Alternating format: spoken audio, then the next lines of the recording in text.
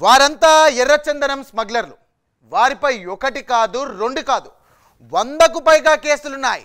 ఇప్పటికే పలుసార్లు పోలీసులకు చిక్కి జైలుకెళ్లారు. అయితే ఎర్రచందనంపై పోలీసులు నిఘా పెరిగిపోవడంతో వారు రూటు మార్చారు. ఇళ్లను టార్గెట్ చేశారు. ఏపీలోని పలు జిల్లాల్లో దొంగతనాలకు పాల్పడుతూ చివరకు మళ్ళీ పోలీసులకు చిక్కారు ఆ అంతర్రాష్ట్ర దొంగలు.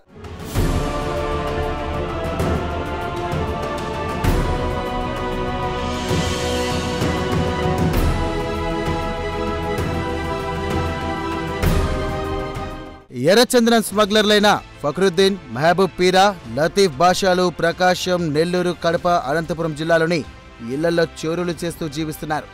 వారు గతంలో ఎర్రచందనం అక్రమంగా రవాణా చేసేవారు.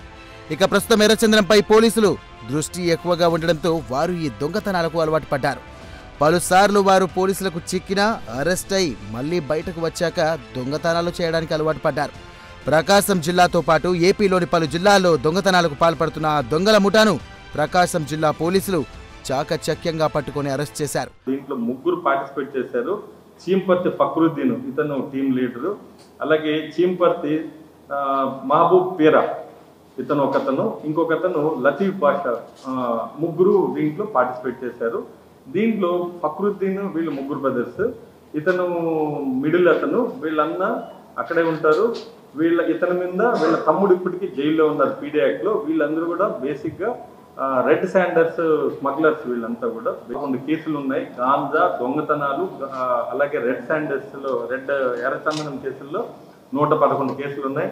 అలాగే లతీఫ్ బాషా అని ఒకతను కొత్తగా వీళ్ళతో కలవడం జరిగింది. అలాగే సంపతి, మహబూబ్ పీరా వీళ్ళందరికీ నేర చరిత్ర ఉంది. వీళ్ళు ఎప్పుడైనా తప్పించుకోవాలి అనుకున్నప్పుడు ఎటువంటి అడ్డం పెట్టినా పోలీసులైనా సరే పబ్లిక్ అయినా సరే విచక్షణ రహితంగా కారు కానీ వెహికల్ లారీ కానీ తీసుకెళ్లిపోవడం.